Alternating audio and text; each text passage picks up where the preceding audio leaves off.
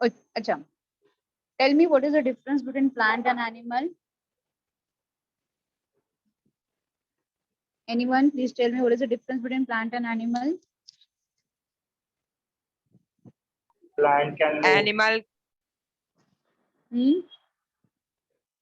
Animal can show locomotion while plant can't show locomotion. Very good, beta. Yes. Plants cannot move from one place to another, whereas animal can move. Yes. Any other point?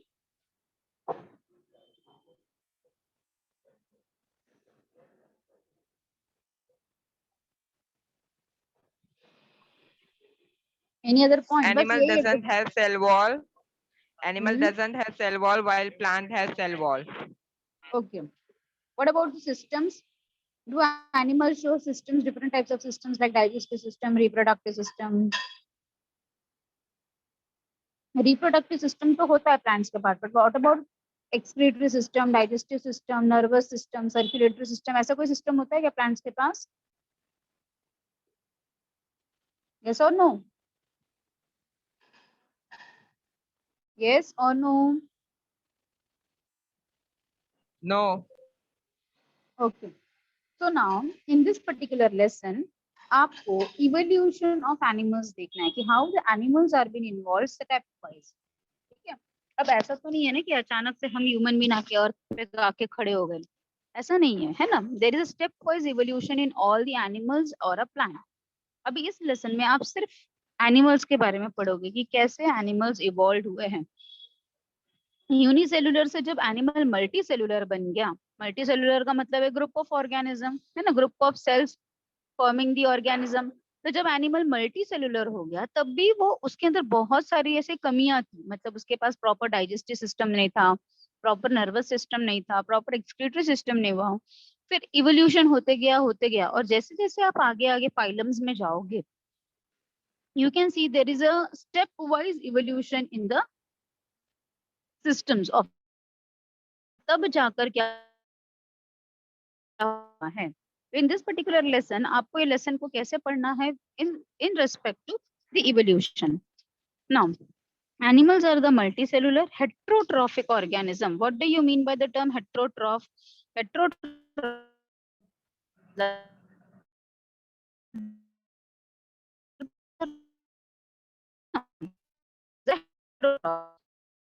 Ma'am, voice is breaking.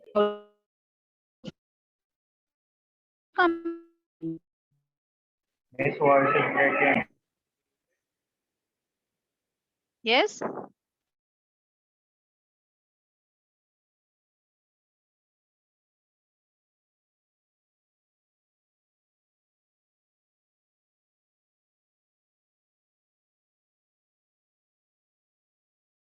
आ रही है क्या बच्चों आपको? Yes, ma'am. Okay. Wait, I will change my place and then I will. Now can you hear me? अभी आ रही है क्या आवाज आपको? Yes, ma'am. Okay. So now animals क्या होते हैं? Animals are multicellular as well as, ये वाला point समझ में आया सबको? They are multicellular, they are heterotrophs. Multicellular का मतलब क्या है बेटा? कि वो लोग they are been formed by the group of cells. Heterotrophs का मतलब क्या होता है कि they are either dependent upon plants or different animals for the food. We know that they are without cell wall and they are without chlorophyll. Chlorophyll नहीं है इसीलिए तो heterotrophs है. समझ में आ गया? Chlorophyll नहीं है इसीलिए heterotrophs है. Next, there are actually 30 phylums in the kingdom Animalia. But आपको वो सब नहीं पढ़ना है, आपको 10 मेजर फाइलास पढ़ना है. और in fact you can you have to learn 11 major phyla of the kingdom Animalia. तो ये जो आपको दिख रहा है स्क्रीन पे, ये आपको सीक्वेंस में ही याद रखना है. फर्स्ट आएगा Porifera, then cnidarians, then cnidarians को सिलेंटरेटा भी कहा जाता है. देन थोड़ा और इवोल्यूशन हुआ टीनोफोरा, थोड़ा और इवोल्यूशन हुआ, there was a formation of the Platyhelminthes, then there was a formation of Aschelminthes, then Annelida, Arthropoda, Mollusca, Echinodermata, Hemichordata and the Chordata. Understood all of you? तो अभी आपको इसको याद कैसे करना है? ठीक है, तो you can memorize in the form of a song also, जैसे कि पॉरीफेरा सिनिडारियंस को आप सिलेंटरेटा भी बोल सकते हो, तो आप कैसे याद करोगे? Porifera Coelenterata Platyhelminthes. क्यों मैंने प्लैटीहेल्मिन्थेस पे आ गया? क्योंकि टीनोफोरा अभी जस्ट ऐड ऑन हुआ है, इसके पहले टीनोफोरा नहीं था ये फाइलम। तो देखो वापस देखो, Porifera Coelenterata Platyhelminthes Aschelminthes and Annelida, Arthropoda Mollusca, echinodermata, hemichordata and chordata. Understood all of you? चलो बोल के दिखाओ मुझे कोई तो भी एक, मेरे साथ बोलो। कौन बोलेगा? रोहित बोलो। रोहित माइक ऑन करो बेटा। रोहित, रोहित माइक ऑन करो बच्चा। Are you there Rohit? चलो, who will be singing with me? Aastha Gupta. Aastha mic unmute करो। Yes, ma'am. चलो बोलो मेरे साथ, Porifera Coelenterata Porifera cylindrita. Coelenterata Coelenterata Cylinderata. कोई बात Cylinderata. यस, सिलेंटरेटा को ही निडारिया भी कहा जाता है। ठीक है, देन Yes. टीनोफोरा को याद रखना है बीच में आपको। Then Platyhelminthes, Porifera cylinderata platyhelminthes. शाबाश। Then एस्केलहेल्मिन्थेस and Annelida, Escalhelminthes and Annelida. Then उसके बाद क्या आएगा? Arthropoda Mollusca, Arthropoda mollusca. एकिनोडर्मा, Echinodermata. शाबाश, हेमिकोडर्मा Hemichordata and And- chordata. Very good बेटा, शाबाश। ठीक है, अब देखो बच्चा, ये लेसन आपने ऑलरेडी आपके 10th स्टैंडर्ड के बोर्ड एग्जाम के लिए पढ़ा होगा। नो डाउट आपने बोर्ड एग्जाम नहीं दिया है ना, बट एटलीस्ट आपने ये लेसन स्किप किया होगा या नहीं पढ़ा होगा, पर आपको वापस इसको 11th में पढ़ना है। और ये जो टॉपिक है ना बेटा, ये इम्पोर्टेंट है। क्यों इम्पोर्टेंट है? क्योंकि ये टॉपिक आपको बहुत थियरी में भी है और प्रैक्टिकल में भी है। मतलब प्रैक्टिकल में भी हम आपको स्पेसिमेन दिखाकर यही टॉपिक पढ़ाने वाले हैं, और थियरी में भी पढ़ना है। तो इसके लिए ये टॉपिक तो आप एकदम इम्पोर्टेंट वाले कैटेगरी में डालना, और इसको ऐसे स्टेप वाइज ही पढ़ना है। अच्छा, तो अभी आप ये इस लेसन में देखोगे कि पॉरीफेरा जो सबसे पहला फाइलम है, उसके पास इतनी ज्यादा कॉम्प्लेक्सिटी नहीं है। जैसे हम एक और फाइलम आगे बढ़ेंगे निडारियंस में, हमें कॉम्प्लेक्सिटी नजर आएगी, मतलब कुछ सिस्टम नजर आएगा। देन अगर आगे आप और जाओगे, टीनोफोरा के अंदर कुछ और स्पेशल कैरेक्टरिस्टिक्स नजर आएंगी। ऐसे करते करते जब हम हेमिकॉर्डेटा से कॉर्डेटा पे आएंगे, फिर कॉर्डेटा के अंदर भी इवोल्यूशन हुआ हुआ हुआ, और हम आज human beings are been considered as the highly evolved organism on the earth. Understood? तो हम ये समझेंगे कि कैसे हम सब इवॉल्व हुए हैं। समझ में आया ये लेसन का? ये now what are the basis of classification? तो सबसे पहला है level of organization. Again you can take a screenshot of this part. तो different different levels of organization है, मतलब सेल लेवल, हाँ, टिश्यू लेवल, ऑर्गन लेवल। ठीक है, cell, group of cell will form the tissue, group of tissues will form the organ. तो जो simple organism है जैसे कि पॉरीफेरा, उसके पास सेल ही काम करता है, हर एक सेल ही पूरा काम करता है, जैसे कि डाइजेशन करना, एक्सक्रीशन करना, रेस्पिरेशन करना, तो सिंगल सेल ही बाकी सब काम करता है।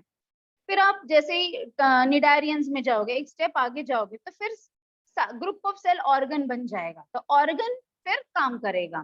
समझ में आया मैं क्या बताना चाह रही हूँ बेटा? कि सेल फिर जैसे जैसे फाइलम में आगे आ जाओगे तो सेल इकट्ठा होकर टिश्यू बनेगा, फिर और आगे जाओगे तो टिश्यू इकट्ठा होकर क्या बनेगा? ऑर्गन्स बनेगा। तो हम सबके पास, हम हाईली इवॉल्व्ड है, तो हम सबके पास क्या है? ऑर्गन्स है। Understood? Then you have to learn about the body symmetry. You will be learning about the formation of the germinal layers, then body cavity or coelom, then segmentation and notochord. So let us see one by one. So जैसे अभी मैंने आपको बताया level of organization, first one. So there are different levels: cell level, tissue level, organ level and organ system level. जैसे cell है तो cell ही सारा काम करेगा। जैसे अमीबा, अमीबा एक सिंगल सेल है, वो एक सिंगल सेल ही सारा काम करता है, खाना भी खाना, डाइजेशन भी करना, removal of waste product, respiration, सब काम करता है एक cell. Then cell group of cells again, दूसरे organisms में what we can see, there are group of cells which are doing the functions, ठीक है। next organ level, जैसे कि अगर आप छोटे एनिमल्स को देखोगे तो कुछ ऑर्गन्स है, जैसे आप कॉकरोच वगैरह के देखोगे तो कॉकरोच के पास अलग अलग ऑर्गन्स है जो अलग अलग काम करते हैं। देन ऑर्गन सिस्टम, जैसे हम सबके पास ऑर्गन सिस्टम है, डाइजेस्टिव सिस्टम, रेस्पिरेटरी सिस्टम, समझ में आया इतना सबको? Understood all of you? Yes, miss. Yes, miss. Okay. Next, you can see the examples for the same. Cell level poriferans.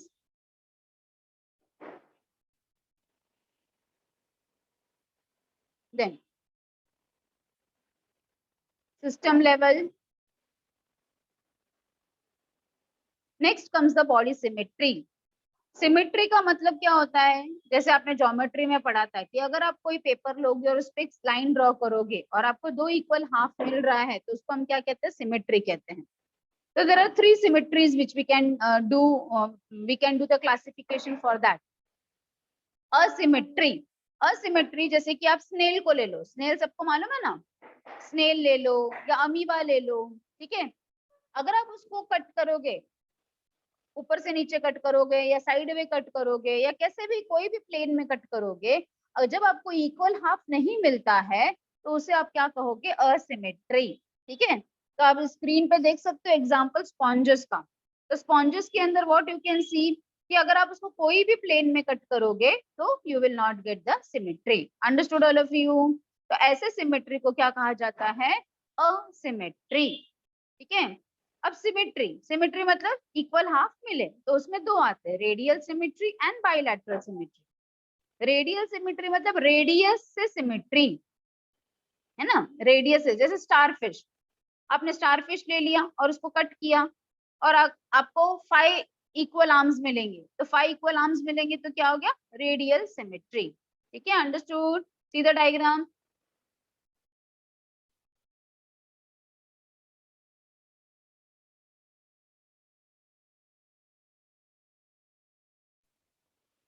Understood? Then bilateral symmetry, bilateral symmetry का मतलब क्या है, जैसे ह्यूमन बीइंग्स एग्जांपल है, अगर आप अपने आप को बीच में से कट करोगे तो आपको दो मिरर इमेज मिलेंगे। तो बाई मीन्स 2, लैटरल मतलब दो लैटरल साइड मिल रहे, so bilateral symmetry. Understood this much also? Yes, ma'am. Yes. So you can see radial symmetry का एक और example, Hydra is also radially symmetry and bilateral symmetry का क्रैब देख सकते हो एग्जांपल।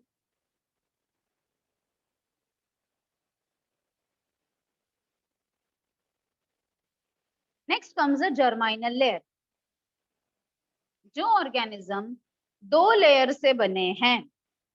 अभी हम सबको पता है कि जो जाइगोट है वो अपने आप को 3 लेयर में डेवलप करता है, 3 लेयर में डिवाइड करता है। जाइगोट तो सबको पता है ना, फर्टिलाइजेशन के बाद जब मेल गैमेट फीमेल गैमेट के साथ फ्यूज होता है और एक सिंगल सेल बनता है, उसको हम जाइगोट बोलते हैं।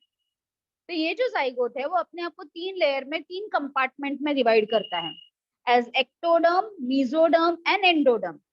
तो जो भी प्रिमिटिव ऑर्गेनिज्म है, जैसे कि पॉरीफेरन्स हो गए, सिलेंट्रेट्स हो गए, ये लोग क्या है ना कि ये लोग सिर्फ 2 ही डर्म से बने हैं, दैट इज जो एनिमल सिर्फ 2 डर्म से बने होते हैं, एक्टोडर्म एंड एंडोडर्म, वो एनिमल्स को हम डिप्लोब्लास्टिक बोलते हैं। और जो एनिमल तीनों डर्म से बने हैं, डर्म मतलब लेयर, तीनों डर्म से बने हैं, एक्टोडर्म, मेसोडर्म एंड एंडोडर्म, उसको हम बोलेंगे triploblastic animal. Understood all of you? Yes? Yes, ma'am. Yes, ma'am. Madhuri madam या प्रतिभा मैम, आप हो क्या वहां पर? प्रतिभा ma'am, Madhuri ma'am,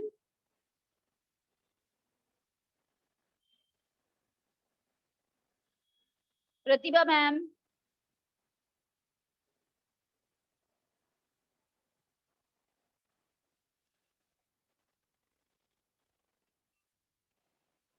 okay, so let it be.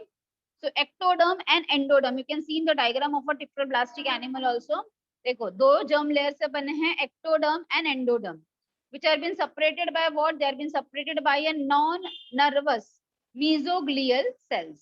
तो mesoglial एक्टोडर्म और mesoderm के बीच में कुछ सेपरेशन तो होना चाहिए ना, तो इन दोनों के बीच में किस चीज का सेपरेशन होता है? mesoglial का सेपरेशन होता है।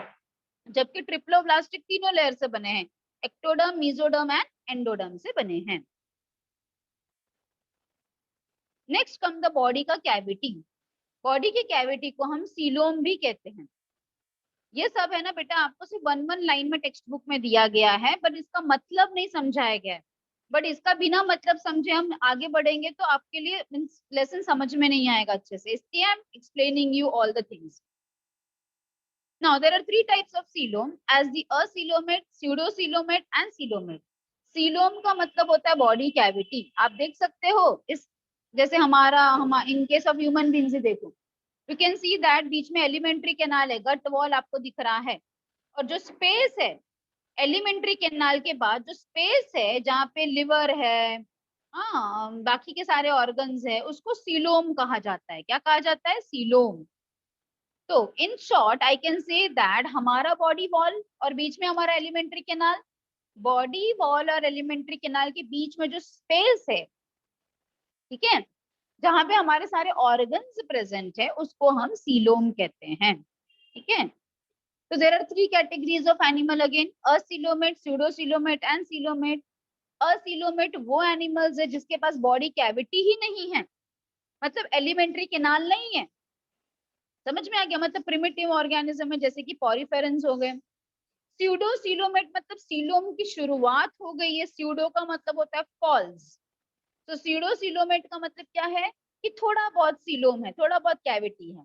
और हम कौन से कैटेगरी में आते हैं? We are coming in the category of coelomate, means हमारे पास ट्रू बॉडी कैविटी है जिसके अंदर सारे ऑर्गन्स प्रॉपरली प्लेस्ड हैं। Understood? Yes, ma'am. Yes, ma'am. बच्चा लोग जहां पे भी आपको कहीं डाउट आएगा, नहीं समझ में आएगा, तो you have to please interrupt me and you have to ask me. हाँ, Okay, ma'am. तो असीलोमेट मतलब no coelom, no body cavity. Pseudocoelomate मतलब फॉल्स सीलोम, एंड सीलोमेट मतलब ट्रू सीलोम। हम ट्रू सीलोम के कैटेगरी में आते हैं।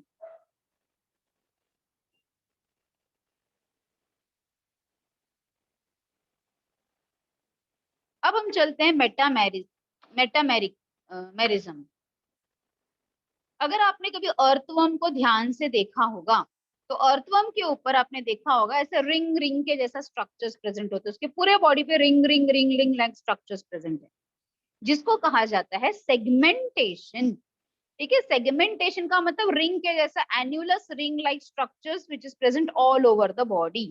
पूरे बॉडी में सर से लेके लास्ट तक, हेड टू टेल तक जो रिंग रिंग लाइक स्ट्रक्चर्स है उसको हम क्या बोलते हैं? सेगमेंटेशन। फिर मेटामेरिज्म का मतलब क्या होता है? मेटामेरिज्म का मतलब है जब आप एनिमल को कट करोगे, ठीक है, और ओपन करोगे, जैसे फॉर एग्जांपल ये जैसे you can see this hand, अभी यहाँ पे जो सेगमेंट दिख रहा है, जब मैंने इस एनिमल को ओपन किया और अंदर भी अगर ये दिख रहा है सेगमेंट, तो उसको कहा जाएगा मेटामेरिज्म। तो आप इसको कैसे डिफाइन करोगे? जब बाहर का सेगमेंट coincide with the अंदर का segment of the body, then that is called as metamerism. ठीक है, so when outer segment of the body coincide with the inner segment of the body, that is what is called as a metamerism. Understood? Example is earthworm. You can see the centipedes also. Centipedes में भी ऐसा होता है। Understood? Yes, Next ma'am. comes the notochord. Notochord का मतलब क्या होता है? नोटोकॉर्ड का मतलब है रॉड का जैसा स्ट्रक्चर। कहाँ पे? बॉडी के अंदर। कौन सा साइड में? डॉर्सल साइड में। डॉर्सल मतलब पीछे का साइड, वेंट्रल मतलब आगे का साइड। अगर एक हड्डी के जैसा स्ट्रक्चर, रॉड के जैसा स्ट्रक्चर बॉडी के अंदर पाया जा रहा है, यस, बॉडी के अंदर पाया जा रहा है ऑन द डॉर्सल साइड, तो उसे कहा जाएगा नोटोकॉर्ड। ये किस चीज की शुरुआत को बता रहा है कि अब से एंडोस्केलेटन का शुरुआत हो जाएगा। एंडोस्केलेटन का मतलब है बॉडी के अंदर हड्डी आनी शुरू हो जाएगी। आप सबको पता है कि हम सबके पास कितनी हड्डियां होती हैं? 206। ठीक है, we are having 206 bones in our body. पर जो अभी जो आप नॉन कॉर्डेट पढ़ोगे तो जो पॉरीफेरा से लेके हेमिकॉर्डेटा तक जो अभी आपने पढ़ा ना, उन सबके पास बॉडी के अंदर हड्डी नहीं है, बॉडी के ऊपर एक्सोस्केलेटन है पर अंदर नहीं है। समझ में आ गया? तो अगर अंदर हड्डी आ रही है तो उसकी शुरुआत कैसे हो रही है? In the form of notochord. Notochord is a rod like structure which is present inside the body. It is seen only in chordate animals. ठीक है? Yes, ma'am. तो you can take a screenshot, इसके ऊपर questions पूछा जा सकता है। ये पॉरीफेरन के पास सेल्यूलर टाइप का ऑर्गेनाइजेशन है, कोई जर्म लेयर नहीं है, असिमेट्री है, कुछ कुछ रेडियल सिमेट्री भी है, असिलोमेट एनिमल्स है। फिर निडारियंस एंड टीरोफोरास टिश्यू लेवल बन गया, इवोल्यूशन हुआ, सेल से टिश्यू बन गया, डिप्लोब्लास्टिक बन गया। देखो ये भी एक इवोल्यूशन है। Radial symmetry, acoelomate animal. Platyhelminthes पे जब हम आए तो ऑर्गन बन गया, ऑर्गन सिस्टम बन गया। अब डिप्लोब्लास्टिक से एनिमल ट्रिप्लोब्लास्टिक हो गया। रेडियल सिमेट्री से अब बाइलेटरल सिमेट्री पे आ गया, अगेन असिलोमेट। जब हम एस्केलेहेल्मिन्थेस में पहुंचेंगे, अगेन हम देखेंगे ऑर्गन सिस्टम आ गया इसमें, अगेन ट्रिप्लोब्लास्टिक हो गया, बाइलेटरल हो गया। अब सीलोमेट थोड़ा बदल गया, थोड़ा अच्छा हो गया, स्यूडोसीलोमेट हो गया। पर जब आप एनेडिडा से लेके कॉर्डेटा तक देखोगे तो ऑर्गन सिस्टम है, ट्रिप्लोब्लास्टिक है, बाइलेटरल है और सारे लोग सीलोमेट एनिमल्स हैं। समझ में आ गया? तो ये Yes. आपको, इससे आपको क्या पता चल रहा है कि कैसे इवोल्यूशन हुआ है step wise. So let us first learn the first phylum, that is a phylum Porifera. पॉरी का मतलब क्या होता है? पॉरी का मतलब है पोर्स, होल्स, एंड फेरा का मतलब होता है बेयरिंग। तो ऐसा एनिमल जिसके पूरे बॉडी पे पोर्स है या होल्स प्रेजेंट है, उसको हम बोलते हैं फाइलम पॉरीफेरा में डालते हैं। ठीक है? तो let us understand the unique characteristics of this phylum Porifera. तो ग्रेड ऑफ ऑर्गेनाइजेशन हमने पहले भी डिस्कस किया, it is cellular level. Symmetry, asymmetry भी होती है, कोई कोई में रेडियल सिमेट्री भी होती है। सिलोमेट की अगर बात करेंगे तो असिलोमेट एनिमल्स हैं।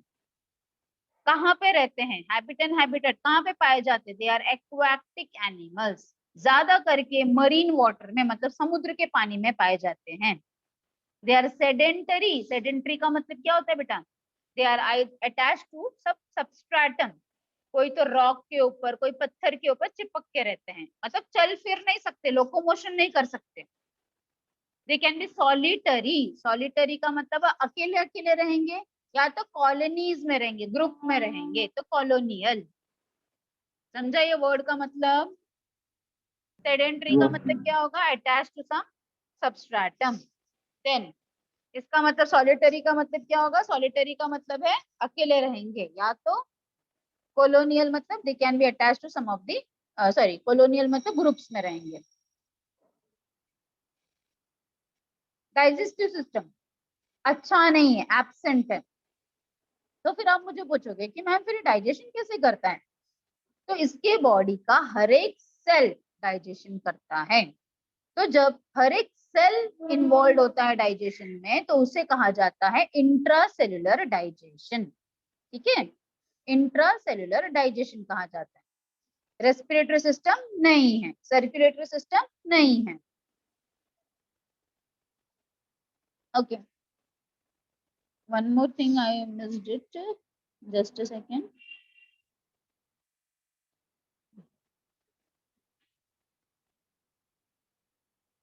You can see that the body has a central cavity. Central cavity. अगर आप central cavity को zoom करके देखोगे तो what you can see there are some cells present. They are forming like a collar cells. You can see the collar cells. सबको मिला collar cells का labeling? Yes, ma'am. तो collar cells are flagellated cells. आप देख सकते हो कि उसमें नीचे tail जैसा भी structure दिख रहा है, flagella दिख रहा है। तो ये जो collar cells है ना, यही digestion में मदद करते हैं। तो फिर आप पूछोगे कि मैम ये तो चलता फिरता भी नहीं है, तो खाना कैसे खाता है, खाना इसको कैसे मिलता है? तो answer to your question is, देखो समझो कि ये पॉरीफेरा है, हाँ, imagine, you can see my hand, समझो कि ये पॉरीफेरा है, इसके पूरे बॉडी पे होल होल होल जैसा स्ट्रक्चर है। अब ये चल फिर तो सकता नहीं है, तो ये जो होल है ना, ये जो, उसको हम बोलते हैं ऑस्टिया, ठीक है। इसके बॉडी पे जो होल है ना, उसको कहा जाता है ऑस्टिया। तो ऑस्टिया से पानी अंदर जाता है बॉडी के, ऑस्टिया से पानी अंदर जाता है बॉडी के, एंड ऑस्क्यूलम से बाहर आता है। अंडरस्टूड? ऑस्टिया से अंदर जाएगा, ऑस्क्यूलम से बाहर आएगा। तो ऑस्टिया से जब अंदर जा रहा है ना पानी इसके बॉडी में, उस टाइम पे जो पानी के साथ जो भी ज़ूओप्लैंक्टन्स, फाइटोप्लैंक्टन्स, जो भी छोटे छोटे प्लांट्स है या एनिमल्स हैं छोटे छोटे, वो वाटर करंट के साथ अंदर जाएंगे और हर एक जो कॉलर सेल्स है उसको अपनी तरफ खींचेगा। With the help of this flagella हर एक सेल्स अपनी तरफ खींचेगा और हर एक सेल डाइजेशन करेगा और बचा कुचा पानी सब ऑस्क्यूलम से बाहर आ जाएगा। अंडरस्टूड? तो Yes, देखो, ma'am. फ्लो Yes, टेबल दिया, ma'am. वाटर गया ऑस्टिया के अंदर, वहां से गया स्पॉन्जोसील मतलब कैविटी के अंदर, फिर ऑस्क्यूलम से बाहर आ गया पानी। ठीक है, तो इसको हम बोलेंगे वाटर कैनाल सिस्टम। पानी बॉडी के अंदर फ्लो कर रहा है ना, water enters through millions of minute pores called as ostia. ठीक है, सेंट्रल कैविटी में गया जिसको हमने क्या नाम बोला, spongocoel, from where it goes out through the osculum. So canal system is used for food gathering, gas exchange and removal of waste. Understood? Yes, ma'am. अब हम चलते हैं कि रिप्रोडक्शन कैसे करता है। तो देखो, अब किंगडम एनिमेलिया में ये सबसे पहला फाइलम है। हाँ, सबसे पहला फाइलम है और आज भी हम समुद्र में इनको देख पाते हैं। इसका मतलब इनके पास बहुत अच्छा रिप्रोडक्शन का क्वालिटी है ना। जो एनिमल के पास अच्छा रिप्रोडक्शन का क्वालिटी नहीं होता है वो एक्सटिंक्ट हो जाते हैं। एक्सटिंक्ट मतलब लुप्त हो जाते हैं। पर आज भी हम पॉरीफेरन समुद्र के पानी में देख पा रहे हैं, जबकि ये सबसे प्रिमिटिव टाइप का एनिमल है, फिर भी आज हम देख पा रहे हैं because of the power of reproduction. It can sustain it's species, है ना। अच्छा, अब ये रिप्रोडक्शन दोनों तरीके से कर सकता है, असेक्सुअली भी कर सकता है और सेक्सुअली भी कर सकता है, यही इसका खास बात है। तो असेक्सुअली ये कैसे कर सकता है? By fragmentation. मतलब आप एक पॉरीफेरा को, एक स्पॉन्ज को 2-3 टुकड़े में कट कर दोगे तो उतने नए स्पॉन्ज बन जाएंगे, तो ये हो गया फ्रैगमेंटेशन। ठीक है, देन सेक्सुअल रिप्रोडक्शन कैसे करते हैं? तो now you can C in this diagram, आप देख सकते हो कि स्पर्म जो है, स्पर्म एक पॉरीफेरा स्पर्म बनाएगा, वो पानी के बहाव के साथ दूसरे स्पॉन्ज में जाएगा और फिर वहां से क्या होगा, male gamete female gamete fuse होगा और क्या बनेगा, लार्वे फॉर्म होगा। अंडरस्टूड? मतलब ये असेक्सुअल मेथड से भी रिप्रोडक्शन कर सकता है, सेक्सुअल मेथड से भी कर सकता है। असेक्सुअल मेथड से तो बहुत सारे तरीके से कर सकता है, बर्डिंग से भी कर सकता है, फ्रैगमेंटेशन से भी कर सकता है। जब आप 12th में जाओगे तो आपको पढ़ने के लिए जिम्यूल फॉर्मेशन से भी कर सकता है। Now what is it जिम्यूल? मैं आपको थोड़ा सा बता देती हूँ, 12th में आप पढ़ोगे डिटेल में। जिम्यूल का मतलब क्या होता है? जो फ्रेश वाटर स्पॉन्जेस होते हैं, जो नदी और तालाब में पाए जाते हैं स्पॉन्जेस। अब क्या होता है कि बारिश चली गई, ठंडी का मौसम आ गया और गर्मी के मौसम आते आते क्या हो जाता है, जो छोटे छोटे तालाब होते हैं वो सूख जाते हैं। तो पानी रहेगा तभी तो ये स्पॉन्जेस रहेंगे, पानी नहीं रहेगा तो ये मर जाएंगे। तो ये मरने के पहले, हाँ, उनको मालूम है कि पानी का लेवल अब कम हो रहा है धीरे धीरे, तो मरने के पहले ये क्या करते हैं, जिम्यूल बनाकर उस पॉन्ड में छोड़ देते हैं। जिम्यूल क्या होता है, जिसके अंदर सेल्स प्रेजेंट होते हैं, ठीक है, और कांटे कांटे के जैसे स्ट्रक्चर होते हैं जिससे कि वो सैंड में आराम से उसका ग्रिपिंग हो सके, एंकरिंग हो सके। अच्छा, अब वो स्पॉन्जेस तो मर गए क्योंकि पानी सूख गया, मर गए। अब जैसे ही बारिश आएगा, पानी मिलते ही ये जिम्यूल फेवरेबल कंडीशन आ गया, सारे माइक्रोफाइल से सारे आर्कियोसाइट्स मतलब सेल्स बाहर आएंगे और सारे से नए नए स्पॉन्जेस बन जाएंगे। समझ में आ गया? तो ये ऐसे तरीकों से रिप्रोडक्शन करते हैं और इसके लिए आज भी हमें दिखते हैं। ठीक है, you can see this unique, yes, the collar cells, you can see this collar cells, ये एक collar cells है।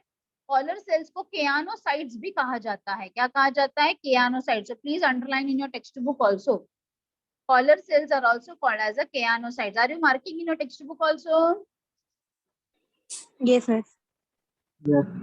देखो इसमें क्या क्या मार्क करने वाला था? Ostia, osculum, spongocoel, choanocyte, collar cells, हाँ, रिप्रोडक्शन के दोनों टाइप्स किया सब।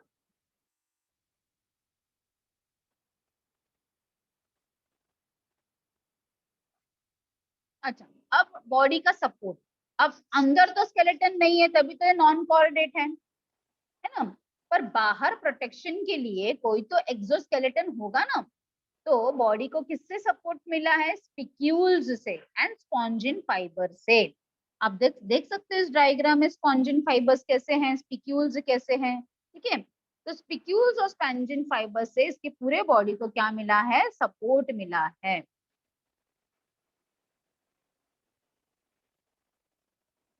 ये सब पॉरीफेरेंस का एग्जांपल है। देखो ये साइकॉन है, ये स्पॉन्जिला है, ये यूस्पॉन्जिया को बाथ स्पॉन्ज भी कहा जाता है। पहले के जमाने में ना बड़े बड़े जो शिप होते थे उसको साफ करने के लिए यूस्पॉन्जिया यूज किया जाता था। इवन नहाने के लिए भी यूज किया जाता था इसको।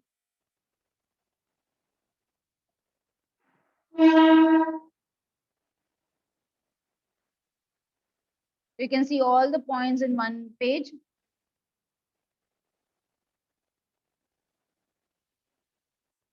Just go through. Any doubt for porifera, you can ask me.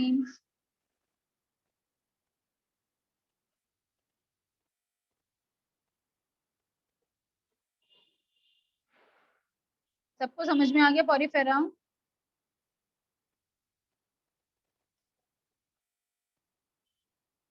Yes or no?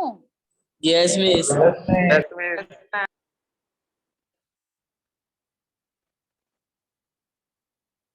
चलो अब निडारियंस के तरफ चलते। जेली फिश तो सबने टीवी में देखा होगा। Yes. Okay, so let us understand all the levels. तो टिश्यू लेवल आ गया, एक स्टेप हम आगे आए फाइलम में, तो थोड़ा सा इवोल्यूशन हुआ, टिश्यू लेवल का ऑर्गेनाइजेशन हो गया, सिमेट्री कैसे? रेडियल सिमेट्री हो गई, डिप्लोब्लास्टिक एनिमल हो गया और असिलोमेट एनिमल हो गया। कहाँ पे पाया जाता है? मोस्टली मरीन वाटर, पर कुछ फ्रेश वाटर में भी पाए जाते हैं, जैसे हाइड्रा फ्रेश वाटर में पाया जाता है। दे में भी ससाइल और फ्री स्विमिंग। मतलब क्या? ससाइल मतलब एक जगह बैठ के रहने वाले रहेंगे, या तो फ्री स्विमिंग मतलब इधर उधर घूमने वाले। सॉलिटरी अकेले अकेले रहने वाले, जैसे हाइड्रा अकेले रहता है ना। या कॉलोनीज में रहने वाले। कॉलोनीज में कौन रहते? कोरल्स। कोरल्स पता है सबको? कोरल कोरल रीव्स भी नहीं सुना है? देखो सी एनेमोन देखा आपने? सी एनेमोन, ये देखो सी एनेमोन, ये दिख रहा है येलो कलर का, ये सब सी एनेमोन्स है। ये तो जेलीफिश तो आप पहचानते ही हो। हाइड्रा देखो ये ऊपर वाले डायग्राम में है। तो सी एनेमोन कॉलोनीज में रहते, इवन कोरल्स भी कॉलोनीज में रहते। कोरल्स क्या होते हैं बेटा? दे आर सेडेंटरी, जिसमें से जो रेड कोरल है वो बहुत ही महंगा मिलता है, it's a precious jewellery. Coral reef के बारे में आपने सुना नहीं? समुद्र में ऐसे बड़े बड़े कैल्शियम के ढीक बन जाते हैं, कैल्शियम के, they are called as corals, जो हाई टाइड को रोकता है, ठीक है। Okay, so they are very beautifully coloured. Corals are very beautifully colour, green, yellow, orange, red, blue, सब कलर्स के होते हैं वो। और समुद्र के एकदम नीचे पाए जाते हैं, एकदम नीचे, ठीक है। So they are belonging to the phylum cnidarians. तो डाइजेस्टिव सिस्टम इनकम्प्लीट है। अच्छा, अब इनकम्प्लीट डाइजेस्टिव सिस्टम का मतलब क्या हुआ? अभी देखो, आपने पॉरीफेरन के पास देखा कि उसके पास ना माउथ जैसा कोई चीज था, ना एनस जैसा कुछ चीज था। पर हम एक स्टेप आगे आ गए हैं, तो यहाँ पे डाइजेस्टिव सिस्टम की शुरुआत हो गई है। तो ये एनिमल के पास एक ओपनिंग होता है, वन ओपनिंग, सिंगल ओपनिंग, जिससे वो फूड खाएगा भी और उसी से वेस्ट प्रोडक्ट निकालेगा भी, ठीक है। तो ऐसा डाइजेस्टिव सिस्टम जिसमें एक ही ओपनिंग होता है for taking in food and removing the waste product, ऐसे डाइजेस्टिव सिस्टम को इनकम्प्लीट डाइजेस्टिव सिस्टम कहा जाता है। समझ में आया? रेस्पिरेटरी सिस्टम भी यहाँ एब्सेंट है, सर्कुलेटरी सिस्टम भी यहाँ एब्सेंट है, वो नहीं। यस, देन अच्छा, अगर आप हाइड्रा को देखोगे तो उसके पास टेंटैकल्स हैं, और एक और खास बात क्या है कि टेंटैकल्स में स्टिंगिंग अपैरेटस है, डंक मारने वाले स्टिंगिंग अपैरेटस होते हैं। तो जो डंक मारने वाले स्टिंगिंग अपैरेटस है ना, उसको क्या बोला जाता है? उसको बोला जाता है नीडोब्लास्ट। क्या कहा जाता है? नीडोब्लास्ट। नीडोब्लास्ट बोलो या नीडोसाइट्स बोलो, एक ही बात है। They are stinging cells, you can see on the screen. Cnidoblast या cnidocytes are present in the tentacles which are the stinging cells। ठीक है, ये स्टिंगिंग सेल किससे बना है? पॉइजन फिल्ड कैप्सूल से बना है, जिसको हम कहते हैं नेमेटोसिस्ट। पॉइजन फिल्ड कैप्सूल से बना है, जिसको कहा जाता है नेमेटोसिस्ट। तो ये नीडोब्लास्ट का इस्तेमाल क्यों करता है? समझो इसको कोई खाने के लिए आया, बड़ा फिश खाने के लिए, तो उसको डंक मारेगा और भाग जाएगा। या फिर इसको किसी को खाना है तो ये डंक मारेगा और उसको खा लेगा। तो ऑफेंस और डिफेंस दोनों के लिए इस्तेमाल होता है। हाँ, tentacles are free finger like structures. You can see over here they are finger like structures. Understood?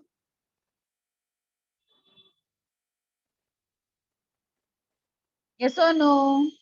Yes, ma'am. Yes. अच्छा, डरा के यस कौन बोल रहा है? रोहित? मैम मैं नहीं था, कोई और था। अच्छा, अमन। अमन था कि रुद्र था? रुद्र। मैं तो अभी बोला। आदित्य मिस। आदित्य था। अमन था। ठीक है, मिस अमन था। अमन। मिस आदित्य था वो। ठीक है, कोई भी होने दो, अभी मैं ध्यान दे रही हूँ कौन है। ठीक है, now I will say it. Now इनके अंदर एक कैविटी प्रेजेंट होती है, जिसको कहा जाता है गैस्ट्रोवैस्कुलर कैविटी। गैस्ट्रोवैस्कुलर कैविटी, ठीक है। गैस्ट्रो का मतलब बायो में होता है डाइजेस्टिव सिस्टम, एंड वैस्कुलर का मतलब होता है सर्कुलेटरी सिस्टम। तो इनके बॉडी में एक कैविटी प्रेजेंट है जो डाइजेशन का काम कर रहा है और रेस्पिरेशन का काम कर रहा है। इसके लिए हम वो कैविटी को क्या कहते हैं? Gastrovascular cavity. ठीक है, इनका जो माउथ है उसको हम हाइपोस्टोम भी कहते हैं। Now you can see on the screen that there are two forms of body. Polyp form मतलब cylindrical form, जो लंबे लंबे हैं they are been called as a cylindrical form is called as polyp. और जो अम्ब्रेला लाइक है, जो छतरी के जैसा है, उसको हम बोलते हैं मेड्यूसा फॉर्म। तो जेलीफिश कैसा है? मेड्यूसा जैसा। और हाइड्रा कैसा है? Polyp form. ठीक है, तो इन एनिमल्स में polyp produces asexually and medusa produces sexually. तो most are separated sex. External fertilization होता है, development is indirect. What do you mean by the term development is indirect? Indirect development का मतलब होता है, इनडायरेक्ट डेवलपमेंट को एक और नाम से जाना जाता है, उसको मेटामॉर्फोसिस भी कहा जाता है। क्या कहा जाता है? मेटामॉर्फोसिस। उसका मतलब क्या है? जब लार्वा और अडल्ट कंडीशन में बहुत ज्यादा फर्क होता है, when larva and adult condition में बहुत ज्यादा फर्क होता है, तो उसे हम क्या कहते हैं? इनडायरेक्ट डेवलपमेंट या फिर मेटामॉर्फोसिस। अंडरस्टूड? लिख के ले रहे हो ना सारी चीजें? Yes, ma'am. Only Manisha is answering me. What about other children? Yes. Questions पूछू सबको मैं? नो मैडम, है ना? ओके, चलो ठीक है। Now you can see this polyp and medusa form. There are two types of body form in cnidarians, polyp and medusa. Polyp कैसा है? लंबा है, ट्यूबुलर है, attach, asexually formed. And medusa कैसा है? umbrella like, free swimming form है.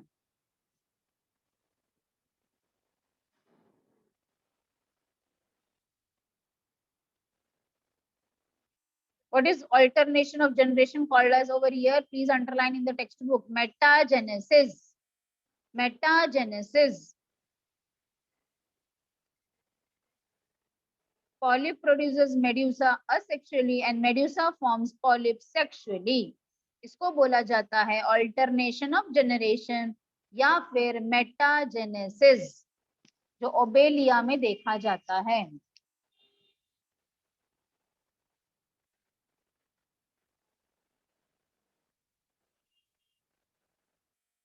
प्रतिभा ma'am, माधुरी ma'am, आप लोग हो क्या? सर, मैडम, हाँ हाँ मैडम बोलिए ना। मैडम ये बार बार मुझे बच्चों को है ना एडमिट करना पड़ रहा है, वो स्क्रीन पे बार बार दिख रहा है, आप उसको ये कर दीजिए ना, या तो ऑफ कर दीजिए या तो ऑन रखिए, कोई भी आ जाए। तो ठीक मुझे है चलेगा मैम। बार बार एडमिट करना पड़ रहा है उनको। हाँ हाँ ठीक है ठीक। हाँ, थैंक यू। अंडरलाइन किया है सबने metagenesis? Yes, Yes, ma'am. ma'am. Yes, ma'am. You can see over here ना। कोरल्स के बारे में जो मैं आपको बता रही थी, देखो दिख रहा है सबको कोरल्स? देखो अलग अलग टाइप के कोरल्स हैं, mushroom corals, brain corals, मेड्रीपोरा, Tubipora, ये सब कोरल्स के अलग अलग टाइप हैं। तो कोरल्स किस चीज से बने होते हैं? कैल्शियम कार्बोनेट के बने होते हैं, इसलिए कोरल्स का इस्तेमाल जो है वो मेडिसिन में भी किया जाता है for as a supplement of calcium.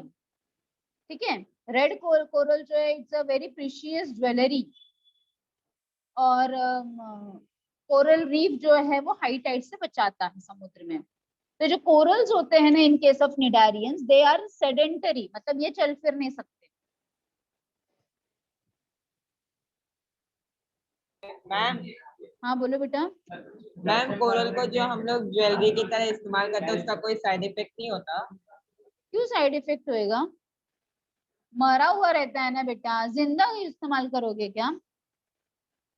पर मैम कैल्शियम कार्बोनेट तो बेस रहता है ना। क्या रहता है? कैल्शियम कार्बोनेट नुकसान थोड़ी ना करता है, हम उसको मेडिसिन के फॉर्म में खाते हैं ना।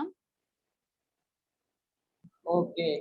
दवाइयों में इस्तेमाल किया जाता है कैल्शियम कार्बोनेट, जिसको कैल्शियम की कमी है, आप डॉक्टर के पास गए कि डॉक्टर ने आपको बोला कि आपको बॉडी में कैल्शियम की कमी है, तो आपको कैल्शियम का दवाई देते हैं ना।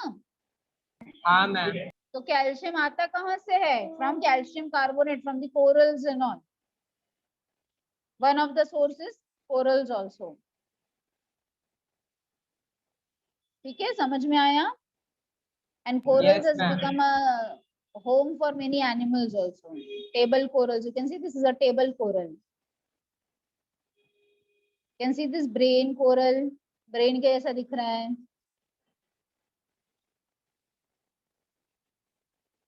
देखो पिलर कोलर्स ऐसा समुद्र के नीचे सब दिखते हैं। ये देखो मैंने अभी आपको बताया ना कोरल रीफ के बारे में, so great barrier reef of corals. Understood all of you? Cnidarians के इतने सारे एग्जांपल्स। Yes, ma'am. चलो अब हम नेक्स्ट फाइलम में जाते हैं। ये देखो ये at a glance you can see the phylum at a glance.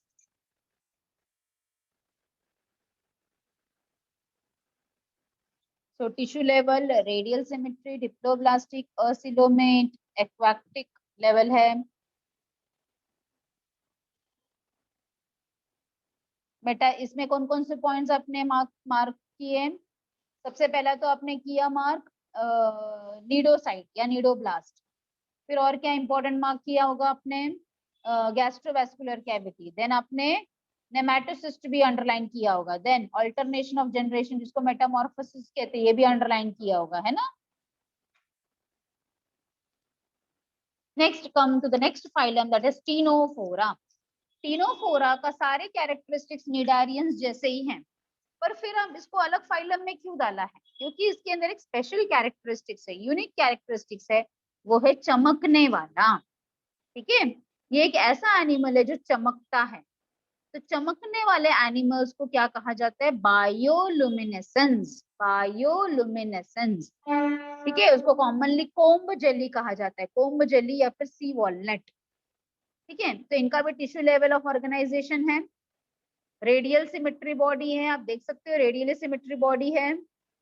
Bilateral symmetry है, सॉरी डिप्लोब्लास्टिक एनिमल है, 2 जर्म लेयर से बने हैं। असीलोमेट एनिमल है, कोई सीलोम नहीं है बॉडी में।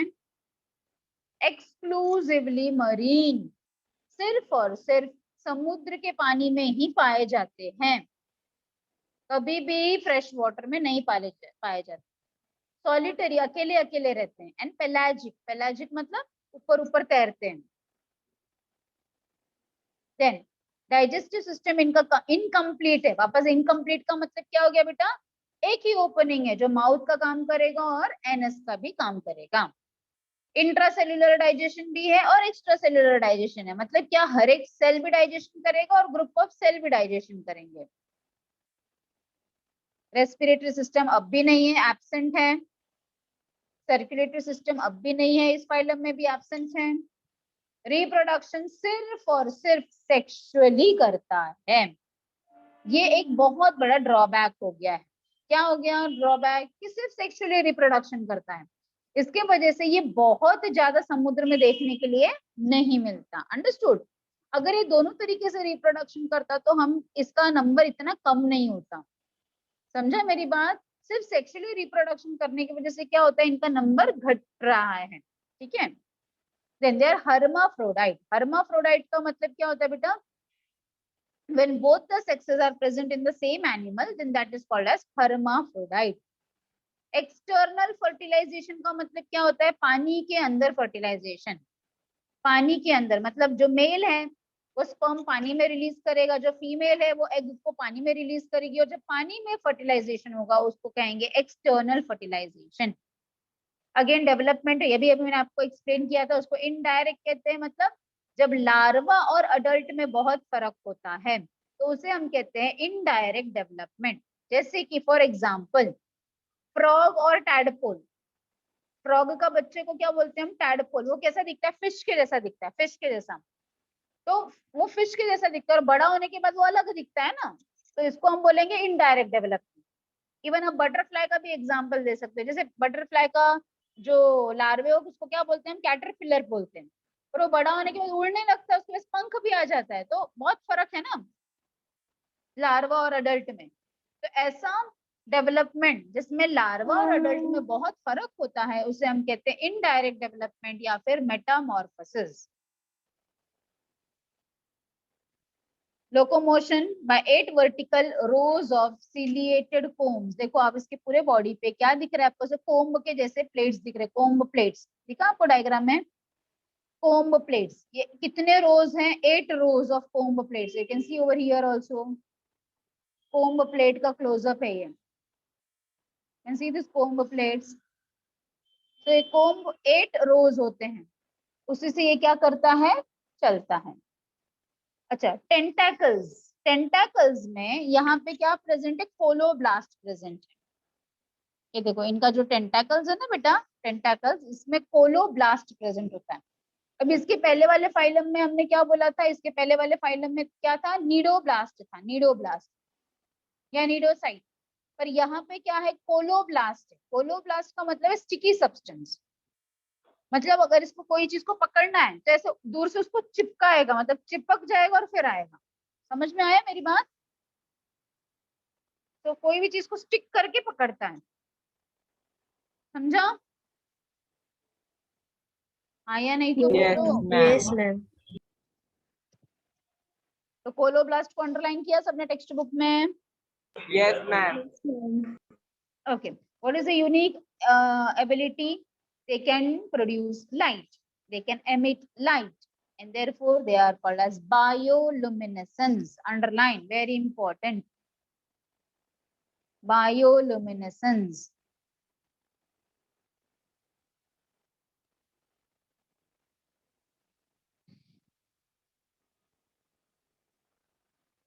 देखो, you can see the examples. Pleurobrachia, Tinoplanum. Madam आ रही है, मास्क किधर है।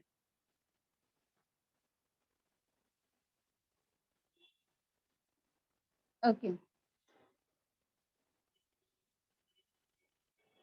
Understood. See the phylum at one glance.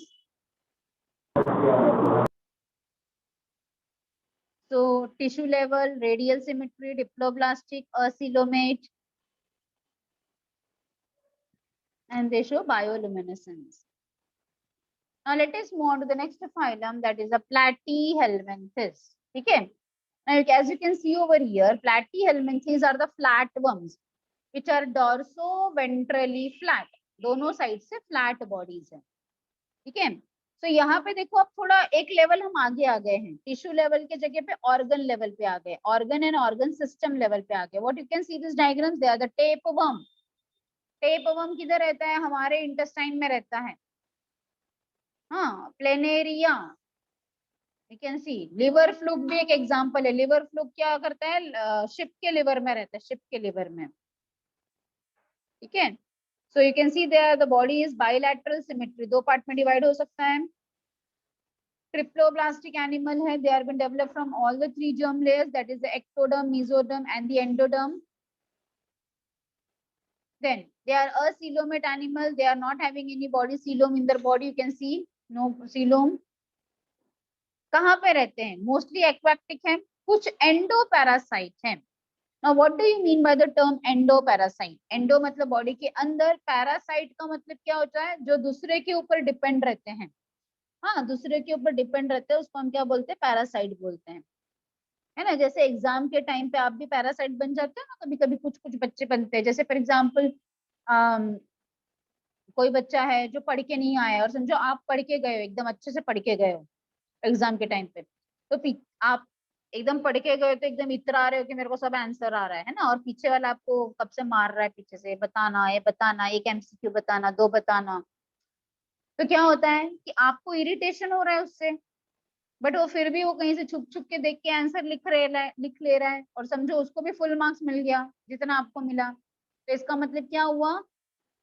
किसका नुकसान हुआ? आपका नुकसान हुआ और उसका फायदा हुआ ना. उसने तो पढ़ा ही नहीं था, आपने रात भर बैठ के पढ़ाई किया था.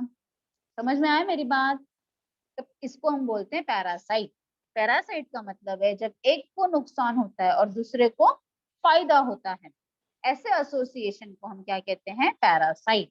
तो पैरासाइट बॉडी के बाहर भी होते हैं जिनको हम कहेंगे एक्टोपैरासाइट, और अगर बॉडी के अंदर है तो उसे कहा जाएगा एंडोपैरासाइट. तो एंडोपैरासाइट में कौन आता है? टेपवर्म आता है, लिवर फ्लूक आता है. ठीक है. और फ्री लिविंग मतलब जो ऐसे ही पानी में रहते हैं, वो उसका एग्जांपल कौन है? Planaria. Understood? Yes, ma'am. Digestive system वापस इनकम्प्लीट है, मतलब एक ही ओपनिंग है जो माउथ और एनस का काम कर रहा है. रेस्पिरेटरी सिस्टम फिर से एब्सेंट. सर्कुलेटरी सिस्टम फिर से एब्सेंट. रिप्रोडक्शन, अब ये हर्माफ्रोडाइट है. both the sexes are present in the same animal. तो वैसे तो रिप्रोडक्शन हो सकता है, सेक्सुअल रिप्रोडक्शन, पर एक आप और चीज देख पा रहे हो इस डायग्राम में, फ्रेगमेंटेशन. अगेन आप देखो, ये प्लेनेरिया को अगर हमने 3 टुकड़े में काट दिया तो ऊपर का नीचे का हिस्सा आ गया, बीच का दोनों हिस्सा आ गया, और नीचे वाले का ऊपर वाला हिस्सा आ गया. इसका मतलब देखो कितना ऐसा ये है ना कि मतलब अगर आप उसको कितने भी छोटे टुकड़े में काटोगे, जितने छोटे टुकड़े में काटोगे उतने नए प्लेनेरियाज बन जाएंगे. अंडरस्टूड?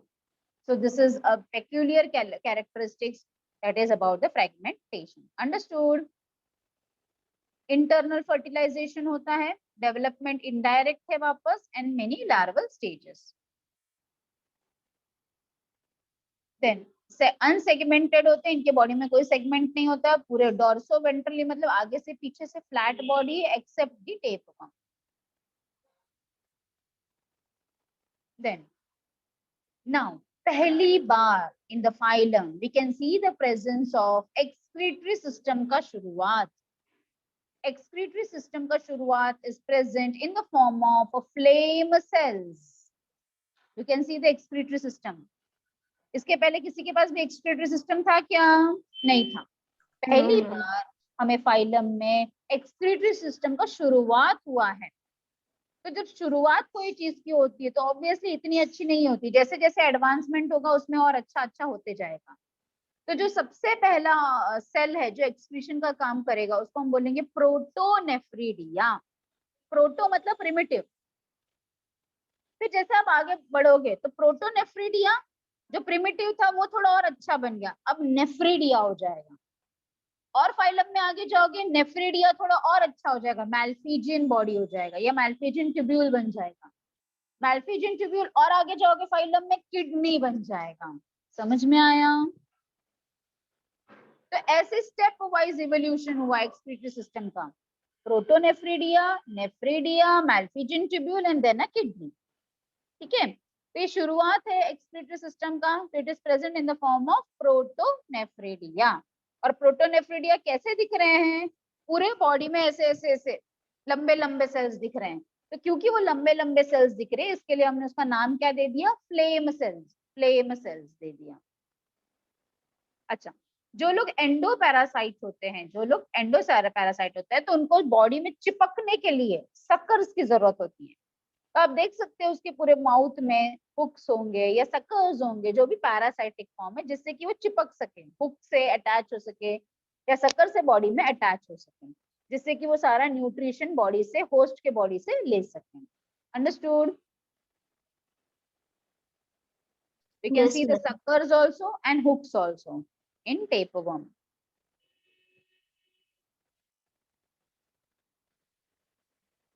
लिवर फ्लूक जो है वो शिप के लिवर में रहता है।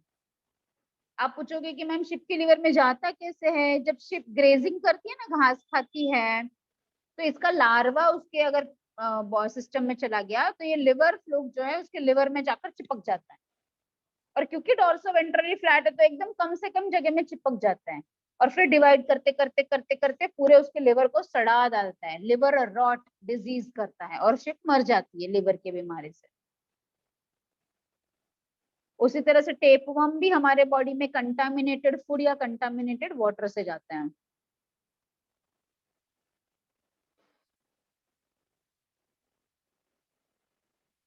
ठीक है, तो एक बार देख लो सारा points for this type Platyhelminthes also. Examples याद करना जरूरी है।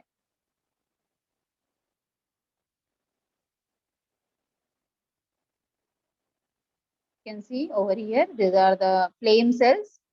देख सकते हो आप, फ्लेम्स जैसे दिख रहे हैं। पॉली एम्ब्रियो का मतलब होता है मेनी एम्ब्रियोज, मेनी एम्ब्रियोज, बहुत सारे एम्ब्रियोज। एम्ब्रियो का मतलब तो पता है ना बेटा आपको, यंग वन। पॉली मतलब मेनी।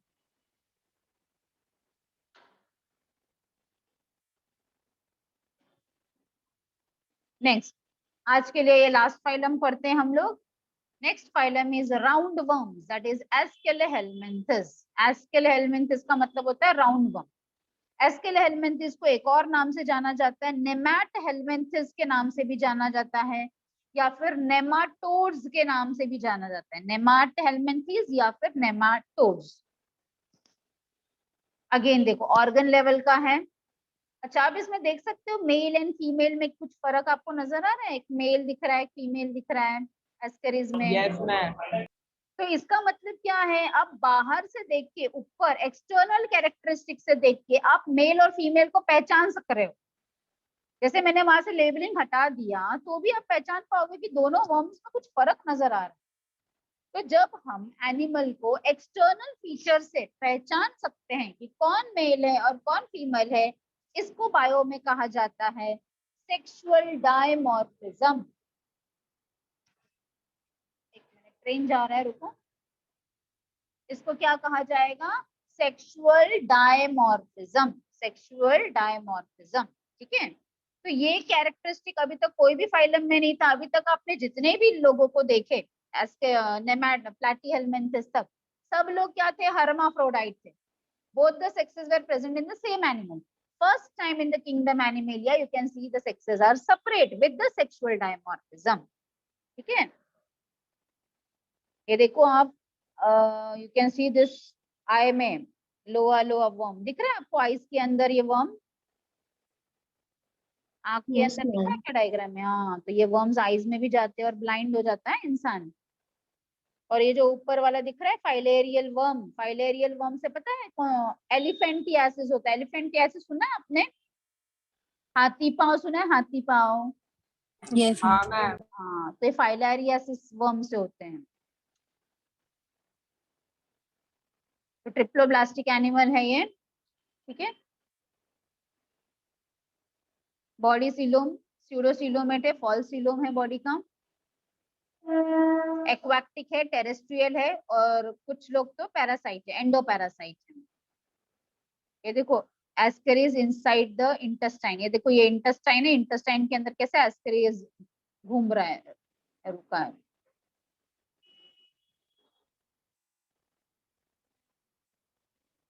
तो डाइजेस्टिव सिस्टम, जो लोग फ्री लिविंग हैं उनके पास कंप्लीट डाइजेस्टिव सिस्टम है।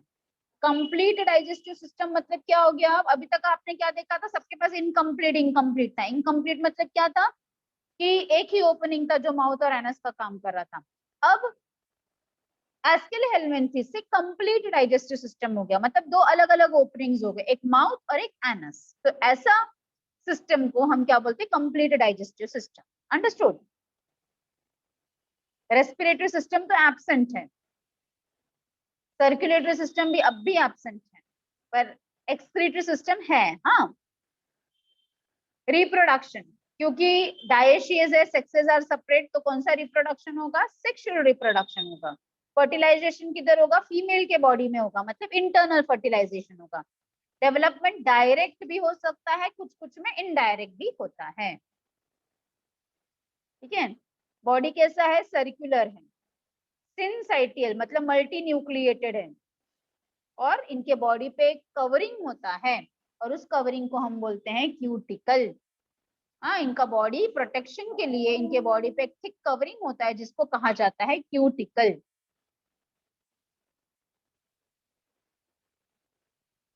एक्सक्रीटरी सिस्टम है। सेक्सुअल डायमॉर्फिज्म कैसे पहचान सकते हो? आप देख सकते हो मेल और फीमेल में, फीमेल लंबी है, female is longer than the male, the male has a curved tail, you can see उसका लास्ट में ऐसा कर्व्ड है, तो male has a curved ending, that curved ending is called as a penial setae. उसको क्या बोला जाएगा? Pineal सीटे, पीनियल सीटे। जबकि फीमेल के अंदर ऐसा कुछ कर्व्ड टेल नहीं है, कर्व टेल नहीं है, पीनियल सीटे नहीं है। जो मेल में जो पीनियल सीटे है ना, वो पेनिस का काम करता है, to deposit the sperm inside the female body. ठीक है? Can see all this animals. आप देख सकते हो हाथी पाव का एग्जाम्पल्स, देखो फाइलेरियल वर्म की वजह से होता है, वाउचेरिया बैनक्रॉफ्टी इसका नाम है, इसकी वजह से ऐसा एलिफेंटियासिस होता है जिसको हम हाथी पाव बोलते हैं। हुकवर्म, सॉरी किधर आ गए?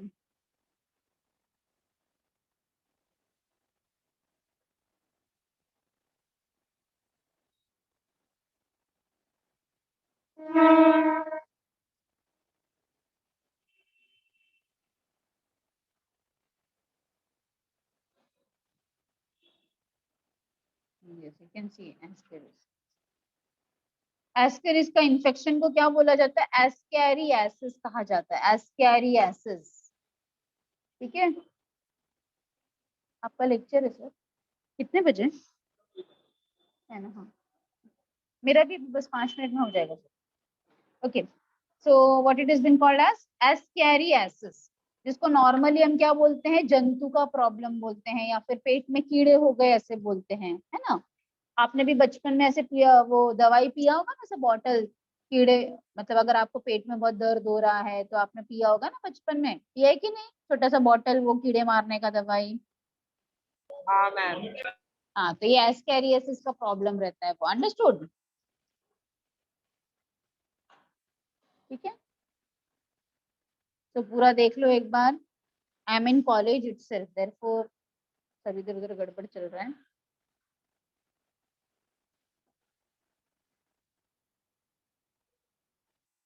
You can see the characteristics. अच्छा, जो एस्कैरिस है ना बेटा, क्योंकि उसको रेडीमेड फूड मिलता है इंटेस्टाइन में। अच्छा, सबसे पहली बात कि वो इंटेस्टाइन में क्यों रहता है? इंटेस्टाइन में क्यों रहता है? क्योंकि उसको रेडीमेड फूड मिलता है इंटेस्टाइन में। अंडरस्टूड? उसको रेडीमेड फूड मिल रहा है इंटेस्टाइन में, इसके लिए उसके पास डाइजेस्टिव सिस्टम नहीं है, क्योंकि उसको रेडीमेड फूड मिल रहा है। और इंटेस्टाइन में क्यों? क्योंकि इंटेस्टाइन में अल्कलाइन कंडीशन है। स्टमक में क्यों नहीं रह सकता? क्योंकि स्टमक में एसिडिटी होती है। समझा? Yes, ma'am. एक बार देख लो सब पूरा पॉइंट्स, किसी को कुछ नहीं समझ में आ रहा है, ओपन योर टेक्स्ट बुक, देखो एक बार, कुछ भी पॉइंट नहीं समझ में आ रहा है तो please ask me. From the next lecture we will be starting with the phylum Annelida. Today we will be completing only this much. Anyone is having any sort of doubt? आज आपके लिए homework क्या है बेटा? आप पूरा read करके रखोगे, फुल बुक आप रीड करके रखोगे यहाँ तक, और कुछ भी डाउट है तो आप मुझे पूछोगे नेक्स्ट लेक्चर में. अच्छा, रोहित इज आस्किंग मी कि एलिफेंटियासिस कैसे होता है. अच्छा क्वेश्चन पूछा बेटा. एलिफेंटियासिस आप देख सकते हो बेटा, आप देख सकते हो कि ये वर्म के वजह से होता है, फाइलेरियल वर्म के वजह से होता है, which is a type of round worm. आपका ये पूछना है कि वर्म हमारे बॉडी में कैसे जाता है, शायद आप ये पूछना चाह रहे हो. तो ये मच्छर की वजह से जाता है, ठीक है. मॉस्किटो इसका वेक्टर है. मॉस्किटो जो है ना, ये वर्म को कैरी करता है. जैसे फॉर एग्जांपल किसी को, आपके एरिया में किसी को एलिफेंटियासिस हुआ और उसको मच्छर ने जाकर उसका ब्लड सक किया. हाँ, तो ब्लड सक करेगा वो मच्छर, तो क्या होगा, ये फाइलेरियस के लार्वे उसके माउथ कैविटी में जाएंगे मॉस्किटो के. तो ये जो लार्वे है, ये लार्वे लिया हुआ अगर इसने किसी और को बाइट किया, जिसको जो नॉर्मल इंसान है उसको बाइट किया, तो ये जो लार्वे हैं मॉस्किटो के बकल कैविटी से उसके ब्लड वेसल्स में जाएंगे और फिर वो वर्म्स वहां पे डेवलप होंगे, वो लार्वे वहां पे डेवलप होंगे and it will again lead to this this thing elephantiasis. Understood Rohit? Ma'am बोलो. मैम फिलेरियन वर्म सिर्फ पैर में क्यों असर दिखाता है, हाथ सर में वहां पे क्यों नहीं असर दिखाता? यस, जरूरी नहीं है कि हाथ पैर में नहीं आ सकता. ये जो वर्म्स है ना बेटा, दे बल्क में ग्रो करते हैं, बहुत ही बल्क में ग्रो करते हैं. तो they love to live in lower extremities. नीचे वाले हिस्सों में ज्यादा रहना पसंद करते हैं क्योंकि इनका बल्क होता है ना, इसके लिए बल्क में ग्रो करते हैं. ये लोग फ्लैट वर्म्स नहीं है ना बेटा, राउंड वर्म्स है. तो ग्रेविटी के लिए they mostly grow in lower extremities. मतलब स्क्रॉटम में, बॉयज है तो स्क्रॉटम में, पैरों में. ऐसा नहीं कि हाथ में नहीं हो सकता, ऐसा जरूरी नहीं है, हाथ में भी हो सकता है, पर ज्यादा करके पैरों में ही होता है. अंडरस्टूड? क्यों रह जाता है? ओके क्या मैम. बेटा? ये बीमारी कंटिन्यू रह जाता है क्या फिर? नहीं, अगर आपने पहले ही अगर नोटिस कर लिया कि नहीं बाबा ये कुछ अनइवन लग रहा है, तो डॉक्टर्स के पास जाके ये वर्म को मारने की दवाइयां देंगे तो वर्म्स मर जाएंगे ना, तो ठीक हो जाएगा. समझ में आया? ठीक है.